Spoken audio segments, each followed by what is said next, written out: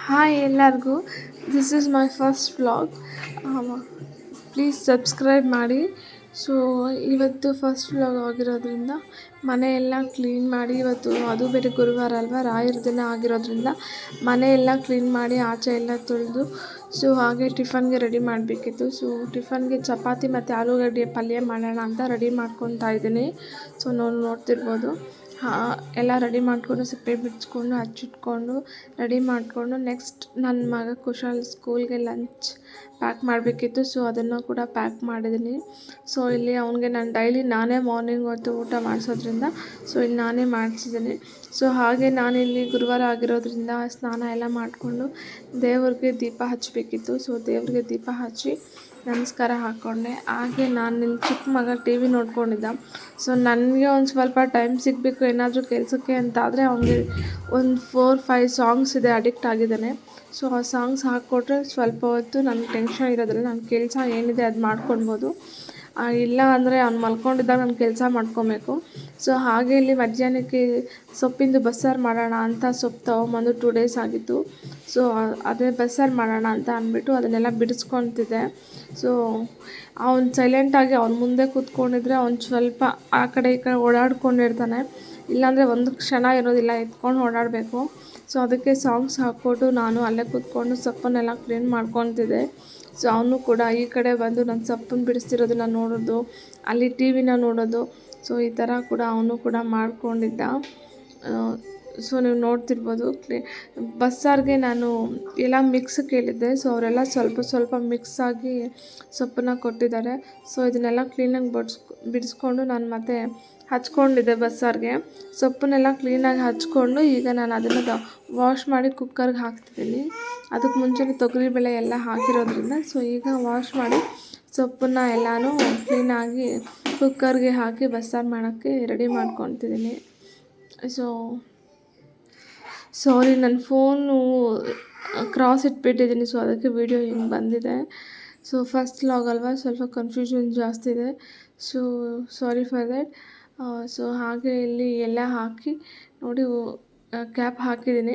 So ಇಲ್ಲ ಹಾಗೆ ಒಗ್ಗರಣೆಗೆ ಬೇಕಲ್ವ, ಈ ಮಿಕ್ಸಿಗೆ ಒಗ್ಗರಣೆಗೆ ಎಲ್ಲ ಬೇಕು. ಸೊ ಅದಕ್ಕೆ ಈರುಳ್ಳಿ, ಬೆಳ್ಳುಳ್ಳಿ, ಕೊಬ್ಬರಿ ಎಲ್ಲ ಹಚ್ಚಿಟ್ಕೊತಿದ್ದೀನಿ. ನಾನಿಲ್ಲಿ ಎಲ್ಲರೂ ಕೊಬ್ಬರಿನ ಸಣ್ಣದಾಗಿ ಕೊಯ್ದುಬಿಟ್ಟು ಹಾಕ್ತಾರೆ, ಬಟ್ ನನಗೆ ಆ ಥರ ಕೊಯ್ದುಬಿಟ್ಟು ಹಾಕಿದರೂ ಕೂಡ ಸಣ್ಣದಾಗಿ ಸಿಗುತ್ತೆ. ಸೊ ಅದಕ್ಕೆ ನಾನಿಲ್ಲಿ ಚಿಕ್ಕದ ಕಲ್ಲಲ್ಲಿ ನುಣ್ಣಗೆ ಜಜ್ಜಿ ಮಾಡಿಕೊಂಡು ಕೊಬ್ಬರಿನ ಹಾಕ್ತೀನಿ ಮಿಕ್ಸಿಗೆ. ಸೊ ಹಾಗೆ ನಾನು ಯಾವತ್ತೂ ಅಷ್ಟೇ ಅಡುಗೆ ಮಾಡಬೇಕಾದ್ರೇ ಅಡುಗೆ ಮನೆ ಆಲ್ಮೋಸ್ಟ್ ಕ್ಲೀನ್ ಮಾಡ್ಕೊತೀನಿ ಸೆಪ್ರೇಟಾಗಿ. ಅದಕ್ಕಂತಲೇ ನನ್ನ ಟೈಮ್ ಯಾವತ್ತೂ ಇರೋದಿಲ್ಲ. ಸೊ ಯಾಕಂದರೆ ಏನು ಸ್ಟವ್ ಮೇಲೆ ಏನಾದರೂ ಇಟ್ಬಿಟ್ರೆ ನೆಕ್ಸ್ಟ್ ಒಂದು ಸ್ವಲ್ಪ ಟೈಮ್ ಸಿಗುತ್ತೆ, ನಾನು ಆಗ ಕ್ಲೀನ್ ಮಾಡ್ಕೊತೀನಿ. ಆಲ್ಮೋಸ್ಟ್ ನಾನು ಆಗಲೇ ಕ್ಲೀನ್ ಮಾಡ್ಕೊತೀನಿ. ಮತ್ತು ಏನಾದರೂ ಪಾತ್ರೆ ಎಲ್ಲ ತೊಳೆಯೋದಿದ್ರು ಕೂಡ ಹಂಗಂಗೆ ತೊಳ್ಕೊತಿರ್ತೀನಿ ನಾನು. ಯಾವುದೂ ಸಿಂಕ್ ಒಳಗಡೆ ಸ್ಟೋರ್ ಮಾಡಿಡೋದಿಲ್ಲ, ನೆಕ್ಸ್ಟ್ ತೊಳ್ಕೊಳ್ಳೋಣ ಅಂತ. ಹಾಗಾಗಿ ವಾಶ್ ಮಾಡಿ ಇಟ್ಕೊತಾ ಇರ್ತೀನಿ ನಾನು. ಯಾಕಂದರೆ ನಮ್ಮ ಅಡುಗೆ ಮನೆ ಇಲ್ಲಿರೋದು ತುಂಬ ಚಿಕ್ಕದಿದೆ. ಬಟ್ ಒಂದು ಫ್ಯಾಮ್ಲಿ ರೆಂಟ್ ಇರೋರಿಗೆ ಓಕೆ ಇದು, ಬಟ್ ನನಗೆ ಅಷ್ಟು ಅಡ್ಜಸ್ಟಬಲ್ ಇಲ್ಲ. ಸೊ ಒಂದು ಸ್ವಲ್ಪ ದಿನ ಮಟ್ಟಕ್ಕೆ ಅನ್ನೋದ್ರಿಂದ ಇಲ್ಲಿ ಅಡ್ಜಸ್ಟ್ ಆಗಬೇಕು. ಸೊ ಹಾಗೆ ಎಲ್ಲ ಪಾತ್ರೆ ಎಲ್ಲ ಸ್ವಲ್ಪ ಬಿದ್ದಿತ್ತು. ಹಾಗೆ ನಮ್ಮ ಯಜಮಾನ್ರು ಕೂಡ ಹೊರಗಡೆ ಹೋಗಿದ್ರು. ಸೊ ಅವರು ಕೂಡ ಬಂದಿದ್ದರು, ಬಾಗಿಲು ತೆಗಿ ಅಂತ ಹೇಳ್ತಿದ್ದಾರೆ. ಸೊ ನನ್ನ ಪಾತ್ರೆ ಸ್ವಲ್ಪ ಇದೆ, ವಾಶ್ ಮಾಡಿಬಿಟ್ಟೆಲ್ಲ ಬರ್ತೀನಿ ಅಂತ ಹೇಳಿ ಸೊ ಎಲ್ಲ ಕ್ಲೀನಾಗಿ ಹಾಗೆ ವಾಶ್ ಮಾಡ್ಕೊತಾ ಇದ್ದೀನಿ. ಸೊ ಯಾವುದನ್ನು ಕೂಡ ಸಿಂಕಲ್ಲಿ ಸ್ಟೋರ್ ಮಾಡ್ಕೊಂಡು ನಿಮ್ಗೆ ಟೈಮ್ ಸೇವ್ ಆಗುತ್ತೆ. ಒಂದು ಸ್ವಲ್ಪ ಟೈಮ್ ಸ್ಪೆಂಡ್ ಮಾಡೋಕ್ಕೆ ಮಕ್ಕಳ ಜೊತೆ ಆಗಿರ್ಬೋದು, ಹಸ್ಬೆಂಡ್ ಜೊತೆ, ಅಕಸ್ಮಾತ್ ಯಾರಾದರೂ ಬಂದಿದ್ದರೆ ಕೂಡ. ಸೊ ಹಾಗೆ ನಾನು ಬೆಳಗ್ಗೆ ಬಾಗಿಲು ತೊಳಿಬೇಕಾದ್ರೇ ಮೋಟ್ರ್ ಆನ್ ಮಾಡಿದೆ ಸಂಪಿಗೆ. ಸೊ ಮರ್ತೋಗ್ಬಿಟ್ಟಿದ್ದೀನಿ. ಸೊ ಅದು ಆಗ ಜ್ಞಾಪಕ ಬಂತು. ಸೊ ಆಗ್ತಾನೆ ಹೋಗಿ ಮೋಟ್ರನ್ನ ಆಫ್ ಮಾಡಿ ಮತ್ತೆ ನಾನು ಬಂದೆ. ಇಲ್ಲಿ ನಾವು ರೆಂಟ್ಗಿಲ್ಲ, ಓಲ್ಡ್ ಬಿಲ್ಡಿಂಗ್ 7th ಫ್ಲೋರ್ ಇದೆ. ಇದು ಫ್ಲೋರ್ ಫುಲ್ಲು ಇದು ಇಲ್ಲ, ಒಂದು ಚಿಕ್ಕದ ಮನೆಯಲ್ಲಿ ನಾವಿದ್ದೀವಿ ಅಷ್ಟೇ, ಇದೆಲ್ಲ ಫುಲ್ ನಮ್ಮದೇ. ಸೊ ಇಲ್ಲಿ ನಾವೇ ಅಂದ್ಕೊಂಡಿದ್ದೀವಿ, ನಾವು ಇಲ್ಲಿರೋ ತನಕ ನಾವೇ ನೀರನ್ನ ಆನ್ ಮಾಡಿ ಆಫ್ ಮಾಡಬೇಕು. ಬಿಕಾಸ್ ಯಾಕಂದರೆ ಬೇರೆಯವ್ರಿಗೆ ಬಿಟ್ಟರೆ ಅದು ನೀರು ಓಡಿ ಸುಟ್ಟೋದ್ರೂ ಕೂಡ ಮತ್ತು ನಮ್ಮದೇ ರೆಸ್ಪಾನ್ಸಿಬಲ್ ಬರುತ್ತೆ, ನಾವೇ ರೆಡಿ ಮಾಡಿಸ್ಬೇಕು. ಸೊ ಅದಕ್ಕೆ ನಾವಿರೋವರೆಗೂ ನಾವೇ ಮಾಡ್ಕೊಳ್ಳೋಣ ಅಂತ ಅಂದ್ಬಿಟ್ಟು ನಾನೇ ಜವಾಬ್ದಾರಿ ತೊಗೊಂಡಿದ್ದೀನಿ. ಸೊ ಅದರಿಂದ ಅದು ಸ್ವಲ್ಪ ಕಷ್ಟ ಆಗುತ್ತೆ. ಸೊ ಹಾಗೆ ನಾನು ಮಾರ್ನಿಂಗೇ ವಾಶ್ ಮಾಡೋದೆಲ್ಲ ಬಟ್ಟೆ ಎಲ್ಲ ವಾಷಿಂಗ್ ಮಿಷಿನ್ಗೆ ಹಾಕಿದೆ. ಸೊ ಅದೆಲ್ಲ ವಾಷಿಂಗ್ ಆಗಿತ್ತು. ಸೊ ಅದನ್ನು ಕೂಡ ಬಿಸ್ಲಿಗೆ ಹಾಕ್ಬಿಡೋಣ, ಯಾಕಂದರೆ ಜಡಿ ಬರೋದು ನಂಗೆ ಬರ್ತಿತ್ತು ಮತ್ತು ಹೋಗ್ತಿತ್ತು ಬಿಸಿಲು. ಸೊ ಇಲ್ಲಿ ಹಾಕೋದ್ರಿಂದ ಎಷ್ಟು 2 ದಿನ ಇಟ್ಟರೂ ಕೂಡ ನನಗೇನು ಮಳೆ ಬಂದರೆ ನೆನೆಯಲ್ಲ. ಸೊ ಅದಕ್ಕೆ ಇಲ್ಲಿ ಹಂಗೆ ವಾಶ್ ಆಗಿತ್ತಲ್ವ ಅಂತ ಹೇಳಿ ಬಟ್ಟೆ ಎಲ್ಲನೂ ಬಿಸಿಲಿಗೆ ಹಾಕ್ತಿದ್ದೀನಿ. ಸೊ ಇಲ್ಲೇನು ಪ್ರಾಬ್ಲಮ್ ಇಲ್ಲ. ಇಲ್ಲಿ ಅಕಸ್ಮಾತ್ ಮಳೆ ಬರುತ್ತೆ ಎತ್ಕೊಂಡ್ಬಿಡ್ಬೇಕು ಇದ್ದು ಅನ್ನೋ ಥರ ಏನೂ ಇಲ್ಲ. ಸೊ ಹಾಕ್ಬಿಟ್ಟು ನಾಳೆ ಬೆಳಗ್ಗೆ ಎತ್ಕೊಂಡ್ರು ಕೂಡ ಪರವಾಗಿಲ್ಲ, ಆರಿರೋದು ನೋಡಿಕೊಂಡು. ಸೊ ಅದೇ ಥರ ಎಲ್ಲ ಬಟ್ಟೆ ಕೂಡ ವಾಷಿಂಗ್ ಹಾಕಿದ್ದೆ, ಎಲ್ಲ ಆಗಿ ಇಲ್ಲಿ ಒಣಗ ಹಾಕ್ತಿದ್ದೀನಿ. ಸೊ ನೋಡ್ತಿರ್ಬೋದು ನೀವು.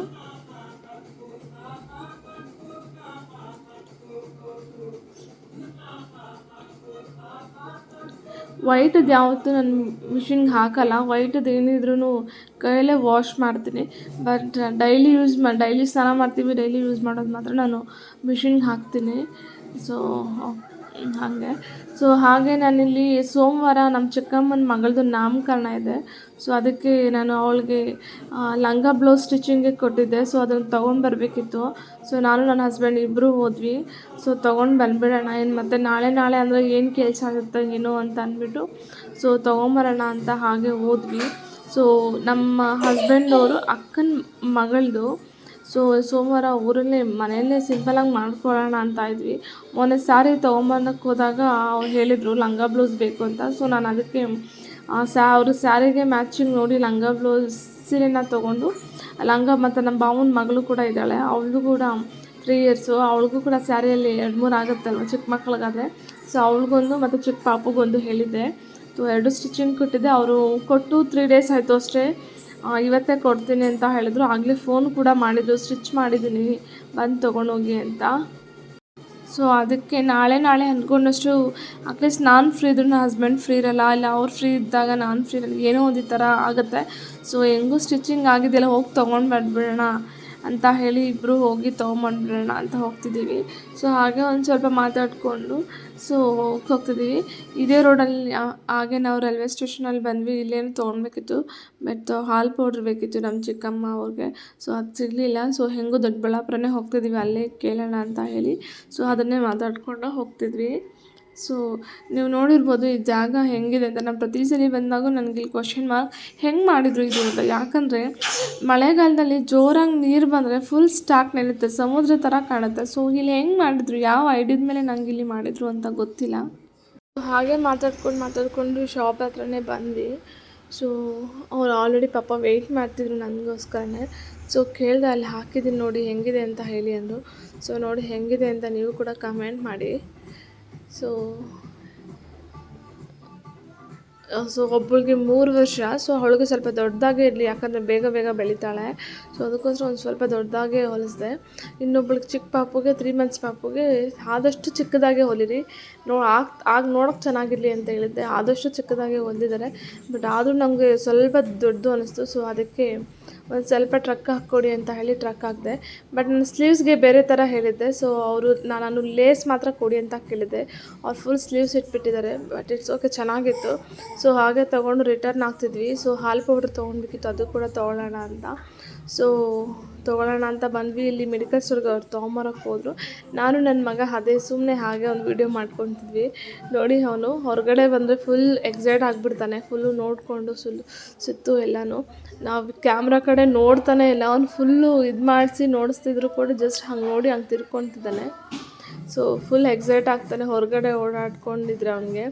ಸೊ ಹಾಗೆ ನಾವು ತೊಗೊಂಡು ಎಲ್ಲನೂ ಹಾಲು ಪೌಡ್ರೆಲ್ಲ ಸಿಕ್ತು, ಅದೆಲ್ಲ ತೊಗೊಂಡು ಹಾಗೆ ನಾವು ರಿಟರ್ನ್ ಮಾಡಿ. ಹಾಗೆ ನನ್ನ ಮಗ ಇದು ಇನ್ನು ಚಾರ್ಜರ್ ವೈರು ಕೂಡ ಅವ್ನು ಮುರಿದ್ಬಿಟ್ಟಿದ್ದ. ಸೊ ಅದು 1 ತಿಂಗಳಿಂದ ಸೈಡ್ಗೆ ನಿಂತ್ಕೊಂಡಿತ್ತು, ಪಾಪ ಓಡಾಡಿಸ್ತಿರ್ಲಿಲ್ಲ. ಸೊ ಹಾಗೆ ಚಾರ್ಜರ್ ವೈರ್ ಕೂಡ ತೊಗೊಂಡು ಬಂದ್ವಿ. ಸೊ ಬಂದು ಹಾಗೆ ನನ್ನ ಮಗನ್ನ ಕರ್ಕೊಂಬರೋಕ್ಕೆ ಹೋದರು ನಮ್ಮ ಹಸ್ಬೆಂಡು, ಸ್ಕೂಲಿಂದ ಬಂದಿರ್ತಾನೆ ಅಂತ. ಸೊ ಸಂಜೆ ಆಗಿತ್ತಲ್ವ, ಸೊ ಅದಕ್ಕೆ ಟೀ ಇಡೋಣ ಅಂತ ಹೇಳಿ ಟೀ ಇಡ್ತಿದ್ದೀನಿ ಇಲ್ಲಿ. ಸೊ ನಮ್ಮ ಮನೇಲಿ ಆಲ್ಮೋಸ್ಟ್ ಕಾಫಿ ನನಗಿಷ್ಟ, ಬಟ್ ನಂದು ಹೀಟ್ ಬಾಡಿ ಆಗಿರೋದ್ರಿಂದ ಕಾಫಿ ಅಷ್ಟೊಂದು ನಮ್ಮ ಮನೇಲಿ ಯಾರೂ ಕುಡಿಯೋಲ್ಲ, ನಾನು ಕುಡಿಯೋದಿಲ್ಲ, ಬಟ್ ಇಷ್ಟ. ಸೊ ಊರಿಗೆ ಹೋದರೆ ಮಾತ್ರ ನಮ್ಮ ಅತ್ತೆ ತುಂಬ ಚೆನ್ನಾಗಿ ಕಾಫಿ ಮಾಡ್ತಾರೆ. ಸೊ ಅವ್ರ ಕೈ ಮಾಡಿಸ್ಕೊಂಡು ಕುಡಿತೀನಿ. ಸೊ ಇಲ್ಲಿ ನಾನು ಟೀನೇ ಜಾಸ್ತಿ ಕುಡಿತೀವಿ. ಸೊ ಹಾಗೆ ಇಲ್ಲಿ ಸಂಜೆ ಆಗಿರೋದ್ರಿಂದ ಟೀ ಇಟ್ಟು ನಾನು ಮತ್ತು ನನ್ನ ಹಸ್ಬೆಂಡ್ ಇಬ್ಬರು ಕೂಡ ಟೀ ಕುಡಿದ್ವಿ. ಸೊ ನನ್ನ ಮಗ ಟೀ ಕುಡಿಯೋಲ್ಲ, ಬೆಳಗ್ಗೆ ಹೊತ್ತು ಮಾತ್ರ ಹಾಲು ಕುಡಿತಾನೆ, ಸಂಜೆ ಕೂಡ ಅವನು ಹಾಲು ಕುಡಿಯೋದಿಲ್ಲ. ಸೊ ಅದಕ್ಕಾಗಿ ಇಬ್ಬರಿಗೆ ಮಾತ್ರ ಮಾಡ್ಕೊಂಡಿದ್ವಿ. ಸೊ ಅದ್ರ ಮಧ್ಯೆ ಅಪ್ಪ ಕೂಡ ಬಂದು ಹೋಗಿದ್ರು, ಡೈಲಿ ಬರ್ತಾರೆ. ಸೊ ನಾನು ಅದನ್ನು ವ್ಲಾಗ್ ಮಾಡೋಕ್ಕಾಗಿಲ್ಲ, ಬಿಕಾಸ್ ಅವ್ರ ಜೊತೆ ಇನ್ನೂ ಯಾರು ಇದ್ದರು. ನಂಗೆ ಫಸ್ಟ್ ವ್ಲಾಗ್ ಇರೋದ್ರಿಂದ ಸೊ ನಂಗೆ ಸ್ವಲ್ಪ ಒಂಥರ ಅಷ್ಟೊಂದು ನನಗೆ ಕಂಫರ್ಟಬಲ್ ಇರಲಿಲ್ಲ ಅದನ್ನು ವೀಡಿಯೋ ಮಾಡೋಕ್ಕೆ. ಸೊ ಅದಕ್ಕೆ ನಾನು ಅದನ್ನು ವೀಡಿಯೋ ಮಾಡಿರಲಿಲ್ಲ. ಸೊ ನೆಕ್ಸ್ಟ್ ಟೈಮ್, ಯಾಕಂದರೆ ಇದು ಫಸ್ಟ್ ಟೈಮ್ ಅಲ್ವಾ, ಸೊ ಮಾಡ್ತಾ ರೂಢಿ ಆಗುತ್ತೆ. ಸೊ ನಾನು ಅದನ್ನೆಲ್ಲ ನಿಮಗೆ ಮತ್ತೆ ಫುಲ್ ವೀಡಿಯೋನ ಮಾಡ್ತೀನಿ. ಸೊ ಇಲ್ಲಿ ಕಾಫಿ ಆಯಿತು. ನನಗೆ ಕಾಫಿ ಯಾವತ್ತೂ ಹಂಗಿಟ್ಟು ಹಂಗೆ ತೆಗೆದ್ರೆ ನನಗೆ ಅಷ್ಟೊಂದು ಚೆನ್ನಾಗಿ ಬರೋಲ್ಲ.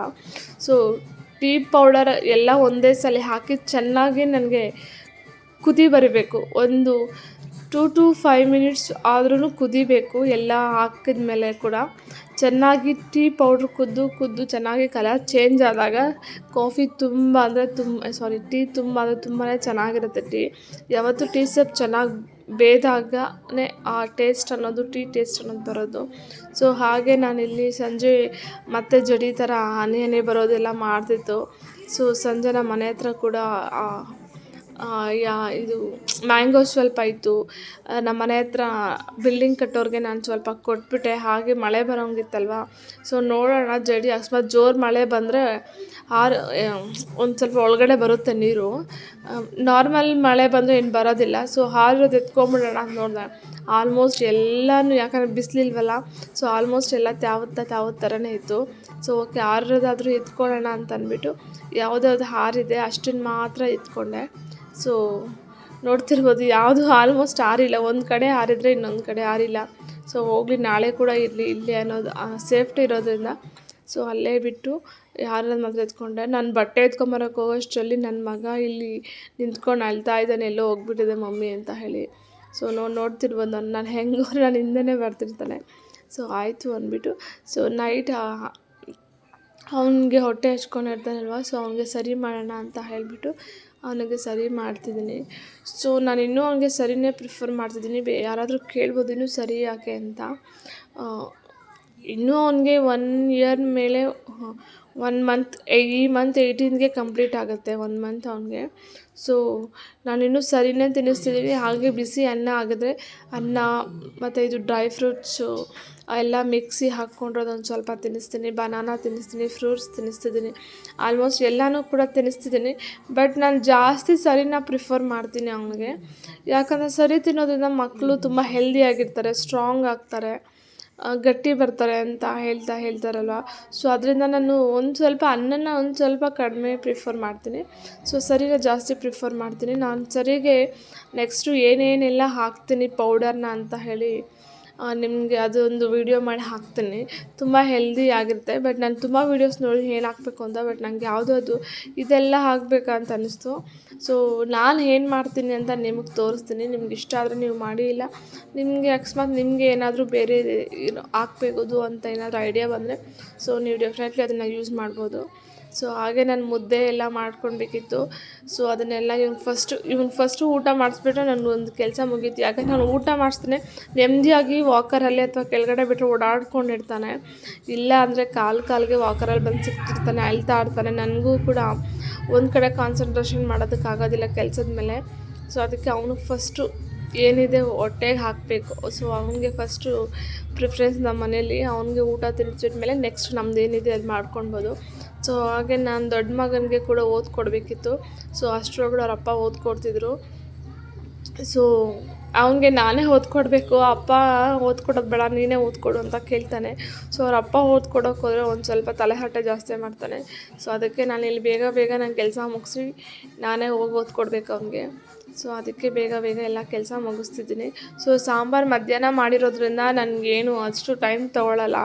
ನೈಟ್ ಟೈಮ್ ನನಗೆ ಅಡುಗೆ ಮಾಡೋದು.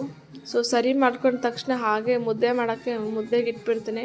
ಸೊ ರೈಸ್ ಕೂಡ ಹಾಗೆ ಇಟ್ಬಿಡ್ತೀನಿ. ರೈಸ್ ನಿಮಗೆ ಗೊತ್ತಲ್ಲ, ಕುಕ್ಕರ್ಗೆ ಹಾಕ್ಕೊಂಡ್ರೆ 5 ಮಿನಿಟ್ಸಲ್ಲಿ ರೈಸ್ ಆಗುತ್ತೆ.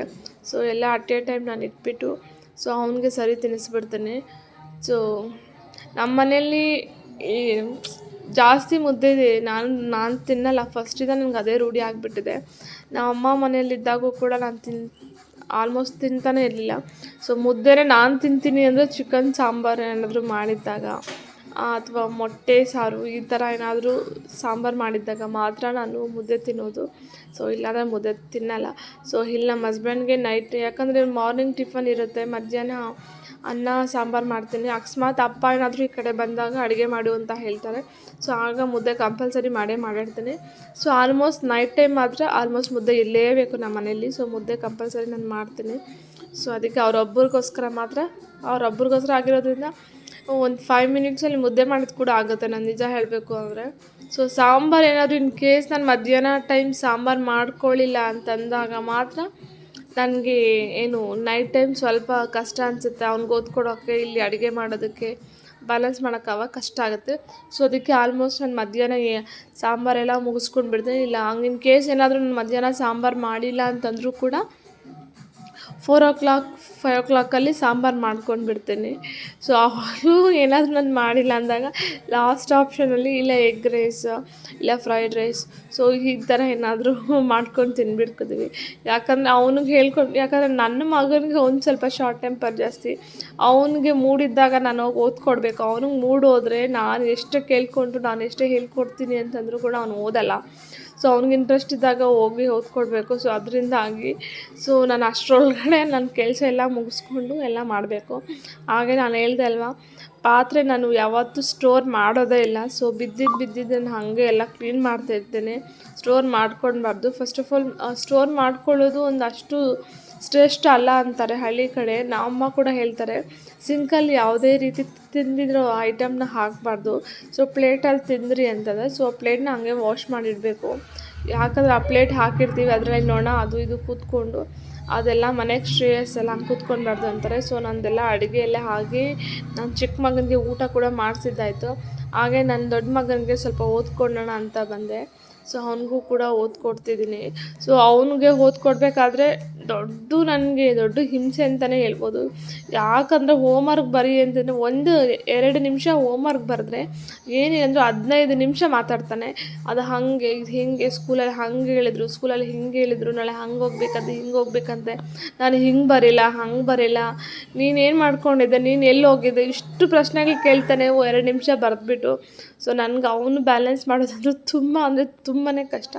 ಬಟ್ ಅವ್ನಿಗೆ ಇಂಟ್ರೆಸ್ಟ್ ಇತ್ತು ಅಂದರೆ ಅವನಷ್ಟು ಕ್ಯೂಟಾಗಿ ಎಲ್ಲ ಬೇಗ ಮುಗಿಸಿ ಬೇಗ ಎಲ್ಲ ಅರ್ಥ ಮಾಡಿಕೊಂಡು ಬೇಗ ನಾನು ಹೇಳಿದ್ದು ಅರ್ಥ ಮಾಡ್ಕೊಂಡು ಆಗ್ತಾನೆ. ಸೊ ಗ್ಯಾಪಲ್ಲಿ ನಮ್ಮದು ಕೂಡ ಹಂಗೆ ಓದ್ಕೊಟ್ಟು ನಮ್ಮದು ಕೂಡ ಊಟ ಎಲ್ಲ ಆಯಿತು. ಹಾಗೆ ನಮ್ಮ ಭಾವ ಅವ್ರು ಬಂದಿದ್ದರು. ಸೊ ಅವ್ರ ಜೊತೆ ಕೂಡ ಸ್ವಲ್ಪ, ಯಾಕಂದರೆ ನಾಮಕರಣ ಇರೋದ್ರ ಬಗ್ಗೆ ಮಾತಾಡಿಕೊಂಡು ಸೊ ಎಲ್ಲ ಮುಗಿಸಿ ಅವರು ಕೂಡ ಹೋದರು. ಸೊ ಹಾಗೆ ಅಷ್ಟರೊಳಗಡೆ ನಂದೆಲ್ಲ ಇಲ್ಲಿ ಮುಗ್ದಿತ್ತು. ಸೊ ಹಾಗೆ ಬಾದಾಮಿ ಎಲ್ಲ ನಂದು ಅದು ರೊಟೀನ್, ಯಾವಾಗಲೂ ಮಾರ್ನಿಂಗ್ ಟೈಮ್ ಬಾದಾಮಿ ಕೊಡ್ತೀನಿ. ಎಲ್ಲರೂ 2 ಬಾದಾಮಿ ತಿಂತೀವಿ. ಸೊ ಬಾದಾಮಿ ಎಲ್ಲ ನೆನೆ ಹಾಕಿ ಪಾತ್ರೆ ಎಲ್ಲನೂ ಒಬ್ಬೊಬ್ಬರು ಬೆಳಗ್ಗೆ ತೊಳ್ಕೊಳ್ಳೋಣ ಪಾತ್ರೆ ಅಂತೇಳಿ ಸಿಂಕಲ್ಲಿ ಹಾಕ್ಬಿಡ್ತಾರೆ, ದಯವಿಟ್ಟು ಹಾಕಬೇಡಿ. ಸೊ ಹಾಗೆ ಎಲ್ಲ ಕೆಲಸ ಮುಗಿಸಿ